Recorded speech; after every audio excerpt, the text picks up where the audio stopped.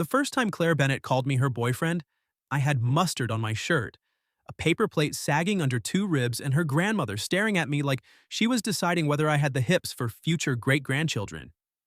"This is him?" the old woman asked. Claire slid her hand through my arm like she had done it 100 times before. "This is him," she said brightly. "My boyfriend, Ethan." I nearly swallowed a jalapeno whole. For context, I was not Claire Bennett's boyfriend. I was barely Claire Bennett's friend. My name is Ethan Brooks. I'm 32, and until that 4th of July afternoon, Claire and I had a very simple relationship. We competed, we argued, and occasionally we stayed late at the office pretending we weren't impressed by each other. We were both senior project managers at Larkin and Vale, a design-build firm in Austin. Claire handled hospitality renovations with the calm precision of a surgeon. I handled commercial spaces and had a reputation for fixing disasters without raising my voice, which was less a personality trait and more a survival mechanism. For 6 months, we'd been chasing the same promotion. Director of Operations, one chair, two people. A whole office pretending not to place bets. Claire was the kind of woman who could walk into a conference room, open one leather notebook, and make grown contractors sit up straighter. She had dark auburn hair she usually pinned back with a pencil, green eyes that missed nothing, and a smile she used sparingly enough to make it feel like a limited-time offer. I told myself I found her annoying. That was safer than admitting I noticed when she laughed. That morning, I was in my apartment trying to enjoy my first holiday off in weeks when my phone buzzed. Claire Bennett. I stared at the screen like it might be a work emergency because Claire did not call me socially. Claire sent emails with bullet points. Claire corrected calendar invites. Claire once labeled a shared folder, "Ethan's version, unfortunately." I answered. If the Riverside permit office burned down, I didn't do it. "Are you busy?" she asked. "No, hello." Very Claire. "I'm deeply committed to doing nothing." "Good, I need you to come with me." I sat up. To where? "My family's 4th of July barbecue." I looked around my quiet apartment, as if there might be another Ethan hiding behind the couch who made more sense for this request. "Your family barbecue," I repeated. "Yes." "As a consultant?" "As a person." That's vague and concerning. She exhaled, and for the first time I heard something under her usual sharpness. Not panic exactly, more like she was holding a door shut with her shoulder. "My mother thinks I'm bringing someone." "Someone?" "A boyfriend." I waited. She didn't add anything. I said, "Claire, I know. You don't have a boyfriend." "I'm aware of my own inventory, Ethan." "Then why does your mother think you do?" "Because I may have implied it." "Implied?" "Strongly." I should have said no. Any sane man would have said no, wished her luck, and returned to his sacred couch. But Claire went quiet. That was the part that got me. Claire Bennett didn't do quiet. She filled silence with strategy. I rubbed my forehead. "Why me?" "Because you're believable." That landed in a place I didn't want to examine. "Believable how?" "As someone I date." There was another silence, but this one was mine. Then she ruined it because, of course she did. "Don't sound so touched. I'm desperate, not concussed." I laughed despite myself. 20 minutes later, she pulled up outside my building in a navy sundress and white sandals, and I forgot every clever thing I had planned to say. At work, Claire looked polished in a way that warned people not to waste her time. Out of work, with her hair loose over one shoulder and sunglasses pushed up on her head, she looked softer but somehow more dangerous. She leaned across the passenger seat and opened the door. "Get in, Brooks." "Nice to see you too, fake sweetheart." Her mouth twitched. "Try that in front of my father and you'll be eating corn alone by the shed." I climbed in, carrying the store-bought berry pie she had ordered me to pick up on the way. The car smelled like sunscreen, mint gum, and Claire's perfume. Something clean and warm that made the small space feel smaller than it was. She glanced at my shirt. "You wore blue." "It's the 4th of July. It brings out your eyes." I turned to her. She looked straight ahead, reversing out of the lot like she hadn't just tossed a match into my lap. "Was that part of the performance?" I asked. "Or did you just accidentally say something nice?" "Don't get attached. It was a limited release." We drove north toward her parents' place, past neighborhoods lined with flags and sprinklers and kids already waving sparklers in broad daylight. Claire briefed me like we were entering a hostile negotiation. Her mother, Diane, hugged without warning. Her father, Bill, asked too many questions but respected brisket. Her younger sister, Paige, detected lies for sport. Her grandmother, Ruth, was small, floral, and emotionally armed. "And your ex?" I asked, because she had mentioned him too casually not to mean something. Claire's fingers tightened on the steering wheel. "Tyler might be there." "Ah, he and my brother are still friends. It's not dramatic." "You used your fake boyfriend voice when you said that." She shot me a look. "I don't have a fake boyfriend voice." "You do. It sounds like a woman stapling a smile to her face." For half a second, the mask slipped. Tyler, I learned, had been the man her family loved before he cheated on her with someone from his gym and then somehow convinced everyone the breakup had been mutual and mature. Claire had not corrected them because, in her words, I had better things to do than host a community trial. "You could have told them the truth," I said. "I know. Why didn't you?" She parked at the curb in front of a house already vibrating with laughter, music, and smoke from a backyard grill. Then she turned to me, and the joking fell away. "Because I was embarrassed that I stayed as long as I did." It was the first honest thing she had said all day. Not sharp, not strategic, just quiet. I looked at her differently then, not with pity. Claire would have hated pity. I looked at her the way you look at someone who has carried a heavy thing so well, you didn't notice the bruises on her hands. "You don't have to prove anything to them," I said. "I know." But she didn't move. So I offered my arm. Her eyes dropped to it, then back to my face. "You're enjoying this," she said. "I'm choosing to be excellent under pressure." She laughed then, a real laugh, surprised out of her, and it did something inconvenient to my chest. She took my arm. The second we entered the backyard, 30 faces turned toward us. There were folding chairs everywhere, kids running barefoot through the grass, country music on a portable speaker, red, white, and blue bunting on the fence, and a buffet table loaded like someone had prepared for a minor military campaign. Claire's mother saw us first. Her hands flew to her mouth. "Oh my goodness," Diane said. "You actually brought him." Before I could ask what that meant, Claire squeezed my arm hard enough to leave a legal imprint. "Mom," she said, bright and terrifying. "This is Ethan." Diane hugged me before I could defend myself. "You're taller than I imagined," she said into my shoulder. "Imagined?" Claire's father shook my hand and looked me over with the solemn judgment of a man who owned multiple grilling thermometers. "Ethan," he said, "heard a lot about you." I glanced at Claire. Her smile did not move, but her eyes said, "Do not ask questions if you enjoy being alive." Then Grandma Ruth appeared, 4 feet 11 inches of floral blouse and authority. She looked at Claire's hand tucked through my arm. She looked at me. Then she asked, "This is him?" And that was how I ended up officially introduced as Claire Bennett's boyfriend, while holding a paper plate and questioning every decision that had led me there. For the next 20 minutes, we performed. Claire stood close enough that her shoulder brushed mine whenever someone asked how we met. I told them we worked together. She added, "He annoyed me into affection." I said, "She bullied me into personal growth." Paige, her sister, narrowed her eyes over a bowl of pasta salad. "So who asked who out?" Claire opened her mouth. I beat her to it. "I did." Claire looked up at me.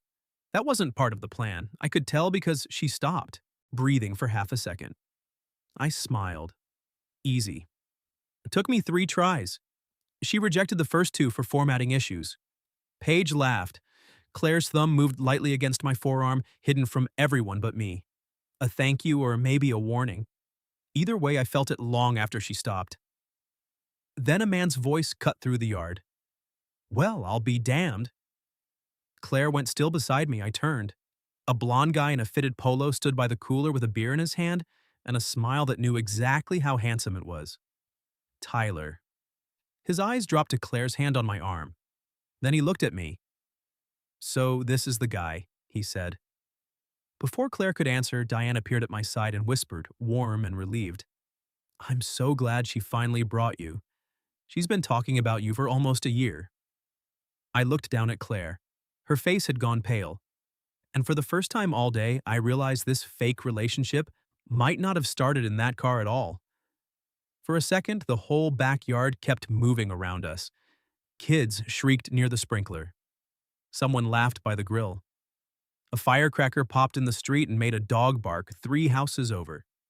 But Claire and I stood still. She's been talking about you for almost a year, her mother had said.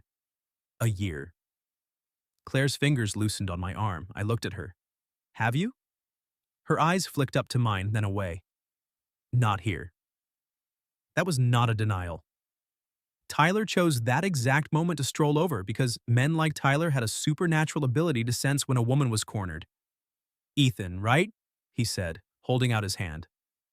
I shook it. His grip was too firm, predictable. Tyler, he said, Claire's ex. I gathered. Claire's grandmother made a noise into her lemonade that sounded suspiciously like approval. Tyler grinned. Claire and I go way back. Claire's hand slid from my arm. I caught it. Not dramatically, not possessively. Just enough that my fingers fit between hers before she could disappear into herself. She looked down at our joined hands, then at me. Something changed in her face. A small, startled softness. Like she hadn't expected me to stay in the lie once it became uncomfortable. But that was the problem. It wasn't feeling much like a lie anymore. We work together, I said. So, I've heard a little. Tyler lifted one brow. All good, I hope. Claire's sister Paige muttered, unlikely. I liked Paige immediately. Claire cleared her throat. Ethan was just about to help me bring out the pie. I was? I asked. Her smile was sweet enough to frost glass. You were. She tugged me toward the sliding door and I let her. Inside, the kitchen was blissfully cooler and smelled like sugar, onions, and something lemony. Claire let go of my hand the second the door shut behind us, then pressed both palms to the counter. I can explain, she said. Can you? She winced. I can attempt a controlled narrative. Claire. She turned. Fine, yes, I've talked about you. For a year. Not constantly. I waited. Periodically, she amended. I leaned back against the counter. Define periodically. Enough that my mother developed a theory. What theory? Claire looked at the ceiling like it might drop mercy on her. That I had feelings for you. My heart did a strange, hard kick. And did you? She lowered her gaze to mine. At work, Claire's eye contact was a weapon. In that kitchen, it felt like a hand held out in the dark. I didn't want to, she said. That answer did more damage than yes. I forgot the barbecue, forgot Tyler outside, forgot the promotion we were both supposed to be fighting over. You didn't want to, I repeated. No. Her laugh was quiet, embarrassed. You were irritating, competent, calm in a way that made me want to throw office supplies. You remembered things I said and then used them later like they mattered. They did matter. Her mouth parted slightly. I realized I had stepped closer. She realized it too. The kitchen seemed to shrink around us, the hum of the refrigerator, the muffled music outside, the sunlight cutting across her bare shoulder. Claire swallowed. This is a bad idea. Which part? The part where I tell you that sometimes when you're standing at the conference table arguing with me about budgets, I forget what point I was making because you roll up your sleeves. I stared at her. Then she covered her face with one hand. I hate that I said that out loud.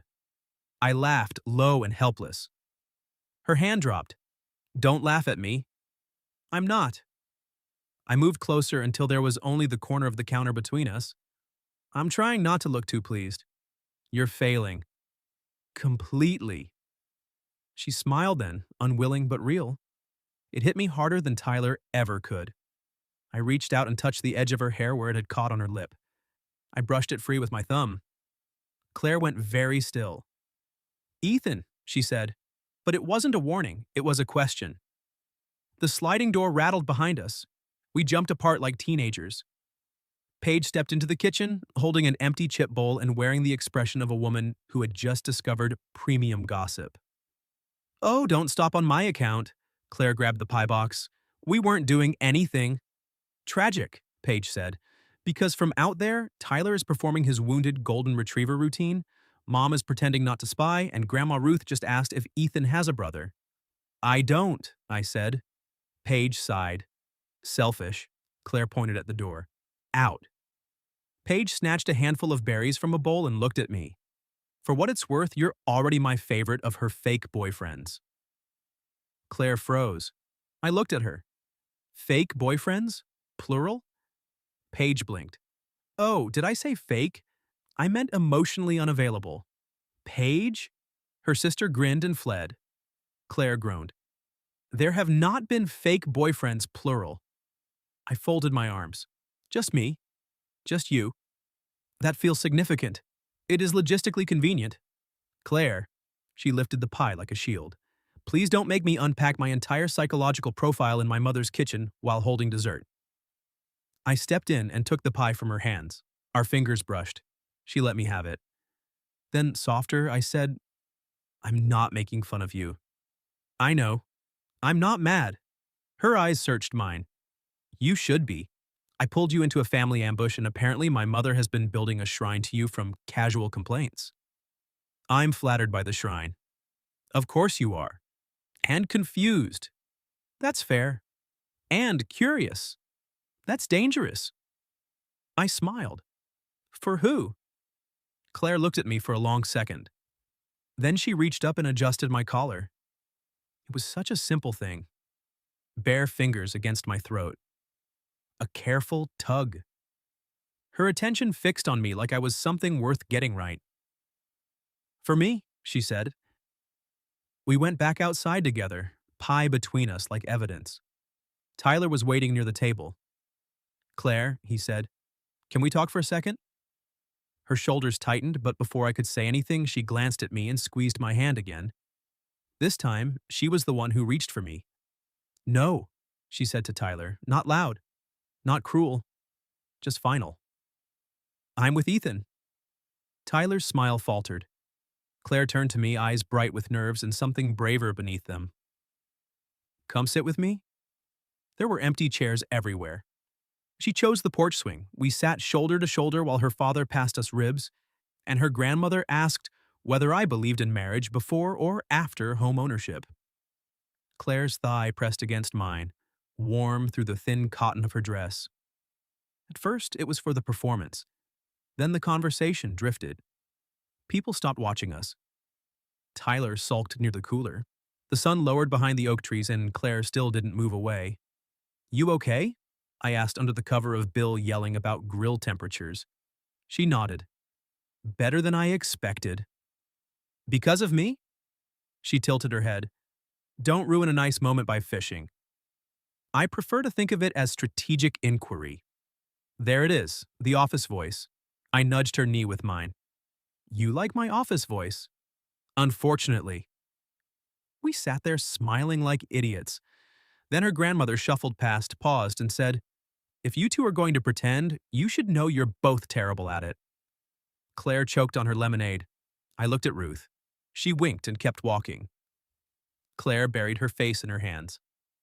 I'm moving to Oregon. I leaned close, my mouth near her ear. For the record, I'm having a very nice time with my fake girlfriend. Her hands lowered slowly. I was close enough to see the gold flecks in her green eyes. I'm having a nice time too, she said. No joke followed, no insult, no retreat. Just Claire Bennett, choosing honesty for the second time that day. Then the first fireworks began popping somewhere beyond the rooftops, and her family cheered. Claire looked toward the sound, but her hand slid across the porch swing and found mine in the darkening space between us. This time, no one was watching. Claire held my hand through the first round of fireworks, not for show. Her parents had wandered to the lawn, Paige was corralling cousins with glow sticks. Tyler had disappeared behind a cloud of wounded pride and brisket smoke. No one was looking at the porch swing except maybe Grandma Ruth, and I had accepted that Ruth saw everything, including sins not yet committed. Claire's palm fit against mine like an argument ending. A blue firework burst over the rooftops, lighting her face for half a second. She was watching the sky, but I was watching her. You're staring, she said. You're not looking at me. I don't need to. I can feel smugness. Not smugness. Her eyes slid to mine. Then what? That was dangerous ground, so naturally I stepped on it. Surprise? I said. Mostly. At what? At you. She tried to pull her hand away, but I tightened my fingers just enough to ask her not to. She stayed. Careful, she said. That sounded sincere. I've been sincere at least 4 times today. Personal record, holiday spirit. Another firework cracked overhead, red light flashing across her smile. For a while we sat with our shoulders pressed together and let the noise cover the silence. It should have been awkward. We should have been sorting out rules, boundaries, consequences. Instead, I traced my thumb once over her knuckles. Claire inhaled softly. That tiny sound went straight through me. Is this okay? I asked. She looked down at our hands. Then she turned hers over and laced our fingers properly. That's my answer. It felt embarrassingly close to a victory. After the fireworks slowed, Bill announced there was watermelon in the garage fridge, Diane shouted that nobody was allowed to leave without leftovers, and Paige dragged 3 cousins into a sparkler photo shoot. Claire stood. Walk with me? Are we escaping or strolling? Yes. She led me through the side gate and around to the front of the house, where the noise softened behind the fence. The street glowed with porch lights and paper lanterns. Neighbors sat in driveways, kids waved sparklers in lazy circles, and the air smelled like smoke, cut grass, and summer heat radiating off the pavement. Claire kicked off her sandals and carried them in one hand. You're very committed to the bit, I said. What bit? The romantic barefoot walk. She glanced over. If this were romantic, you'd be carrying my shoes. I held out my hand. She looked at it, then laughed, and gave me the sandals. The sound loosened something in me. You're different away from work, I said. So are you. How? At work, you're infuriatingly controlled. Thank you. That wasn't praise. It sounded like praise delivered poorly. She bumped my shoulder with hers. Here, you're still controlled, but less like a man defusing a bomb, and more like one who might actually enjoy himself. I am enjoying myself. Claire's steps slowed. The street had grown quieter. We'd reached the end of the block where a live oak spread heavy branches over the sidewalk. Gold light from a nearby porch caught in her hair. With me? She asked. I stopped beside her. There it was again, that unguarded question beneath the polished woman, the part of Claire that didn't ask unless the answer mattered.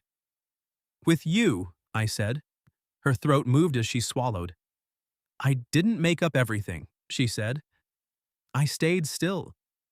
When my mom asked if I was seeing anyone, I should have said no, but she'd been talking about Tyler again, and how nice it was that we were all mature now, and She looked down the empty street.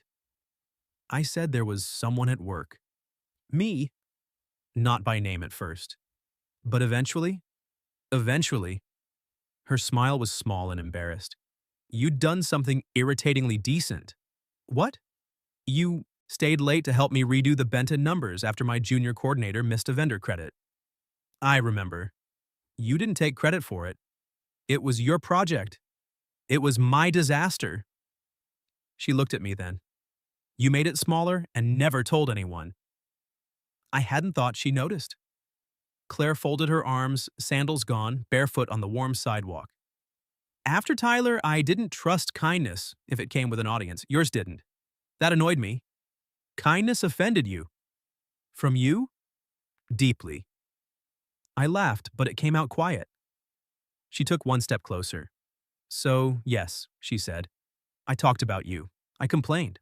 Mostly. But sometimes I didn't. What did you say when you weren't complaining? That you listen. Her eyes searched mine. That you make people feel steady. That you have a terrible habit of being right. That when you smile at something you think no one else noticed, I want to know what it was. My chest tightened. Claire. I know. She looked away fast. Too much.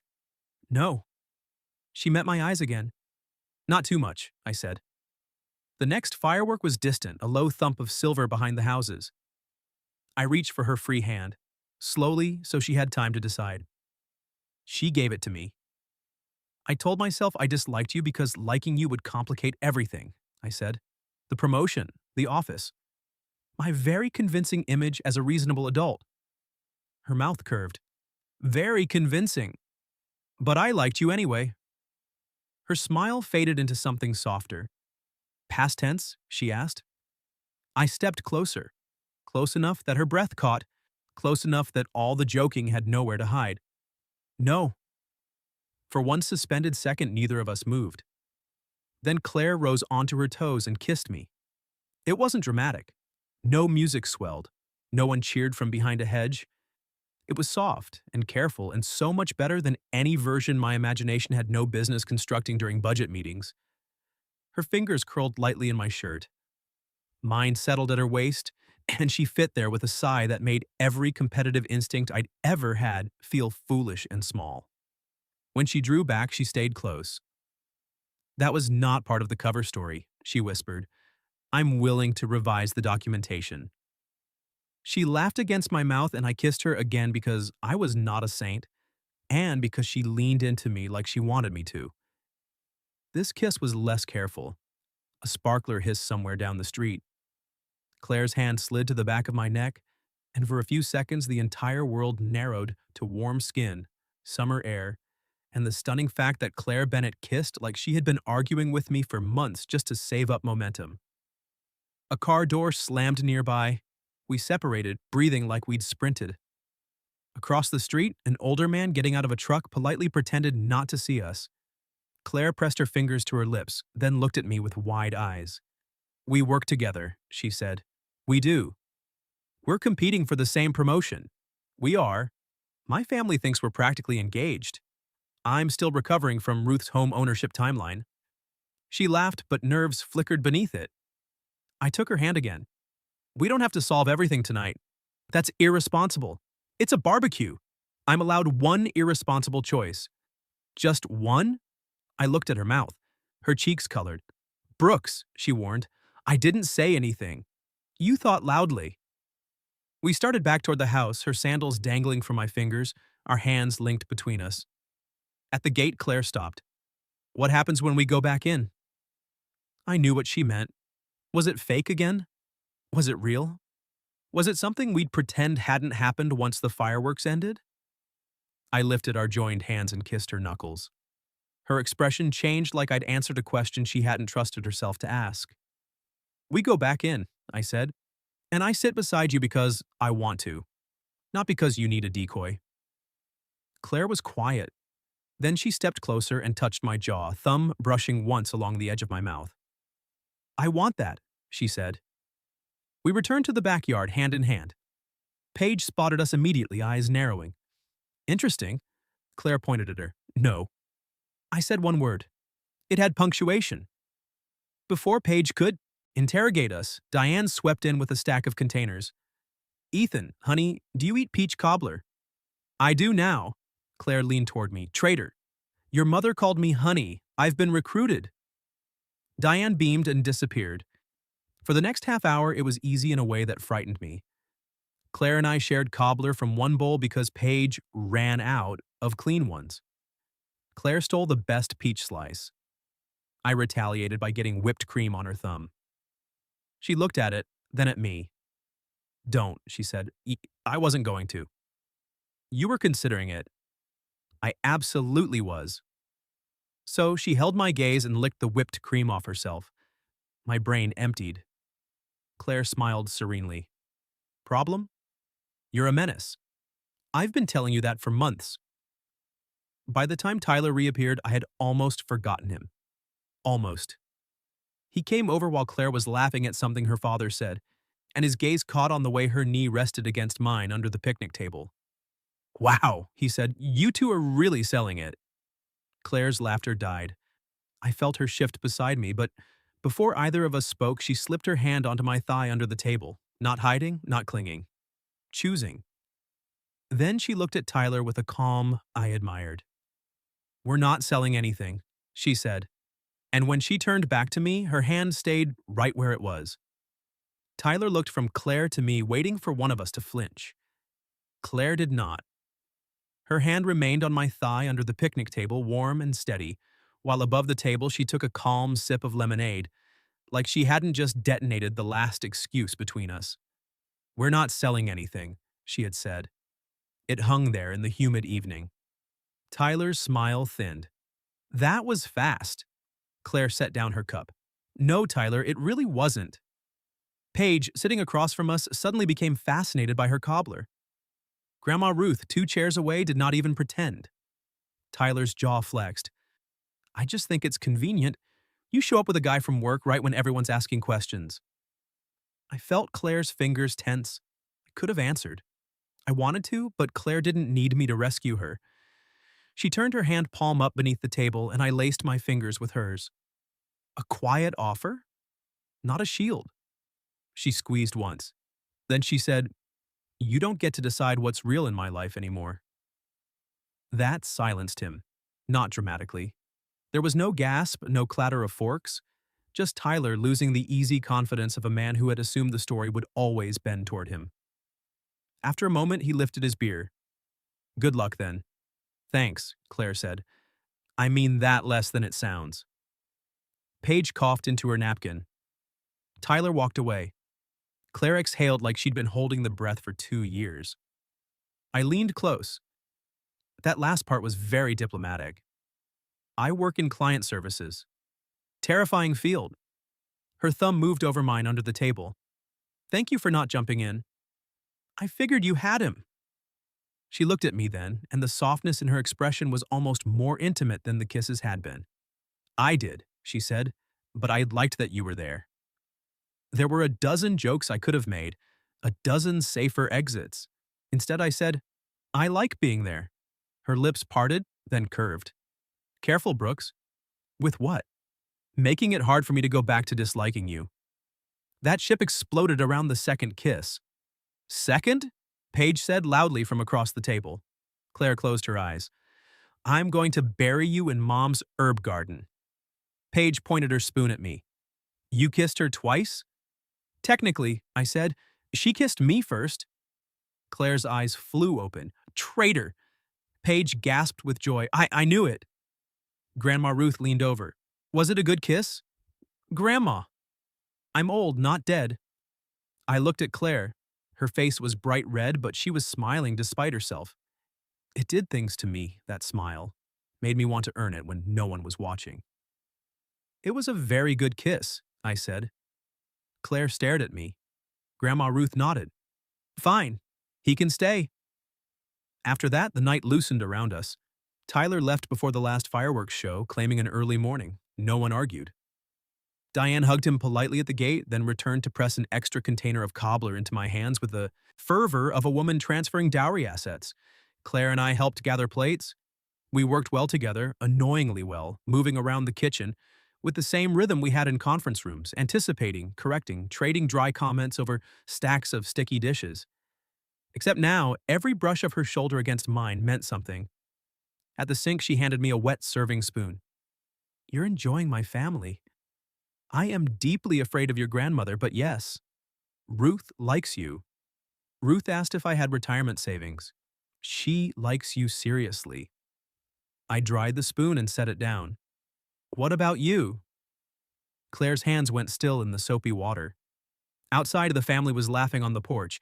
Inside, it was just us, the yellow kitchen light and the low hum of the dishwasher. "What about me?" she asked. "Do you like me seriously?" She looked down, and for once the mighty Claire Bennett had no immediate reply. I regretted the question for half a second. Then she pulled her hands from the sink, dried them on a towel, and turned to face me. "Yes," she said. One word, no armor. My chest tightened. "I like you seriously," she continued, quieter. "And inconveniently, and probably too much for someone I'm supposed to beat out for a promotion." I smiled faintly. "That part is mutual. The promotion or the too much?" "Yes." She huffed a laugh, but it shook at the edges. "This could get messy." "It could. I don't want to be office gossip." "Me neither. I don't want people thinking I got distracted, or that I softened, or that if you get the job, it's because I was busy making hard eyes over cobbler." For the record, your cobbler eyes were more predatory than romantic. Ethan. I stepped closer, not touching her yet. I don't want to take anything from you. Not credit, not space, not the promotion. If we do this, we do it honestly. If? Her eyes sharpened. There she was. I loved that part of her too, the challenge, the refusal to let me drift vague when the answer mattered. When? I corrected. Her expression changed and that single shift felt like stepping into sunlight. When we do this, I said, we tell HR if we need to. We don't hide anything that could hurt either of us. We compete fairly. We don't make decisions in parking lots after kissing under oak trees. A shame. That was a strong location for decision-making. I'm open to future oak tree discussions. Claire smiled. Then she reached for the front of my shirt and tugged me closer. I went willingly. Say the important part again, she said. I rested my hands at her waist. Which part? The when. The word was barely out before I kissed her. This time, there was nothing careful about the way she kissed me back. She rose into it, one hand sliding up my chest, the other curling behind my neck like she'd been waiting all night to do that again. I backed her gently against the counter and she made a soft sound that nearly ended my ability to behave in her mother's kitchen. I broke the kiss first, forehead resting against hers. We are in range of your grandmother, I whispered. Claire's breathing was uneven. That woman has lived through 3 wars and my teenage years. She'll survive. I laughed and she smiled against my mouth. Then she kissed me once more, slower. Not for anyone else. Not fake. Not accidental. When we separated, she kept her hands on me. I don't know how to do this, she admitted. Date? Trust it. The honesty scraped me clean. I brushed my thumb along her cheek. Then we'll go slow. I invited you to a family barbecue and kissed you on a sidewalk within 6 hours. Slow from this point forward. That sounds like something a man says right before he makes a bad choice. I make excellent choices. You bought a grocery store pie and called it contribution. You told me to. I was testing you. I passed. Her smile softened again. You did, she said. We returned outside carrying clean dishes and trying to look respectable. Based on Paige's face, we failed. The final fireworks began just after 9:30. Everyone gathered on the lawn with folding chairs and citronella candles. Claire and I stood near the back beneath the oak tree where the shadows were kind. She leaned against my side and after a moment, I wrapped my arm around her waist. She didn't stiffen. She relaxed. That simple trust felt bigger than the kiss. Colors bloomed overhead, gold, red, blue, lighting the yard in brief flashes. Claire's head rested against my shoulder. Her family cheered around us. For once, she wasn't performing confidence. She was simply there, warm and real against me. I should probably apologize, she said, for dragging me here, for lying. I looked down at her. You didn't lie about the important part. Her eyes lifted. You wanted me here, I said. I wanted to stay. A burst of silver lit her face. I still want you here, she said. So I kissed her temple because anything more would have gotten us arrested by Grandma Ruth's standards, and held her through the finale. Later, as we loaded leftovers into Claire's car, my phone buzzed. A text from our boss, Marianne. Need both of you in early Monday. Director decision timeline moved up. Claire read it over my shoulder. The promotion. Reality, waiting at the curb. Her smile faded, but she didn't step away. I turned to her. We'll handle it. She studied me in the dark, firework smoke drifting above us. Then she reached for my hand. Yes, she said. We will. The drive back to my apartment was quieter than the drive there. Not uncomfortable, just full. Claire had one hand on the wheel and the other resting on the console between us. After 3 minutes of pretending I was a gentleman, I took it. She glanced over. Bold. I've met your grandmother. I fear nothing now. Ruth asked for your phone number before we left. For emergencies? For pie crust tips and background checks. I laughed and her fingers tightened around mine. But when we stopped outside my building, reality settled again. Monday. Marianne, Director of Operations. The office where Claire and I had built our rivalry so carefully, neither of us had left room for anything softer. Claire put the car in park but didn't unlock the doors. If this gets weird, she said, I don't want to lose what we had before. Arguing over subcontractor schedules? Yes. Competitive email timestamps? Absolutely. Mutual irritation hiding unresolved attraction? Her mouth curved. Especially that. I turned toward her. We might lose some of it. Her smile faded. So I added, but maybe we get something better. Claire looked at me for a long moment, then leaned across the console and kissed me. It was slower than the others. Less fireworks, more promise. Her hand rose to my jaw and I felt the faint tremble in her fingers before she steadied herself. When she pulled back, she whispered, I'm scared. That did something to me. Not because Claire sounded weak. She didn't. She sounded brave enough to tell the truth. I covered her hand with mine. Me too. You don't seem scared. I have a calm face. It's misleading. I hate your calm face. No, you don't. No, she admitted, kissing me once more. I really don't.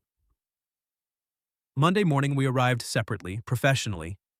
Claire wore a cream blouse and tailored navy pants. Her hair was pinned back. Her face was composed. To anyone else, she looked like the same Claire Bennett who could make a contractor apologize to a spreadsheet. But when she passed my desk, she placed a coffee beside my keyboard. Black, 2 sugars, my order. On the cup she had written, for emotional support. Unfortunately. I looked up. Across the office, she pretended not to smile. Marianne called us in at 8:30. Our boss was a silver-haired woman with sharp glasses and a sharper instinct for nonsense. She looked at both of us over a folder. I'll make this simple, she said. The director role is changing. Claire and I exchanged a glance. Marianne continued. Larkin and Vale is opening a second operations track. Hospitality and commercial will split.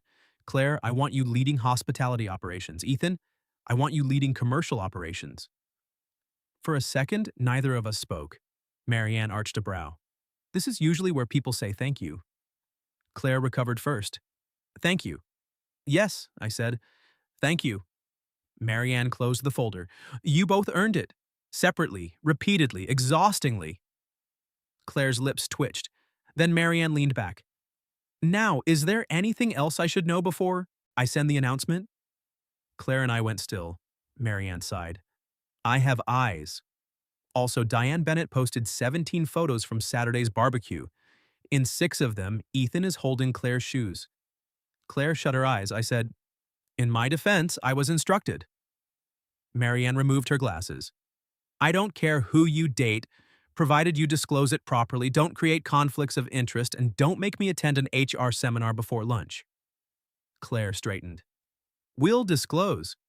And we'll keep it professional, I added. Marianne looked between us. You two have never kept anything between you professional. You turned budget reviews into competitive theater.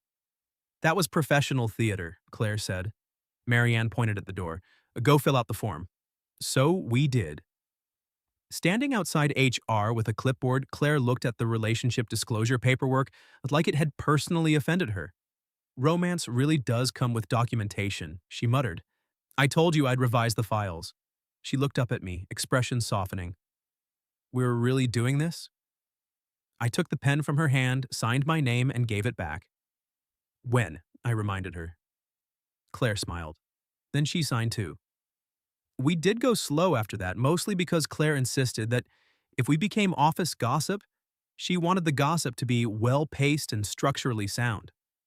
We had our first real date the following Friday at a tiny Italian place with crooked candles and a waiter who called everyone beautiful. Claire wore green. I forgot how to read the menu.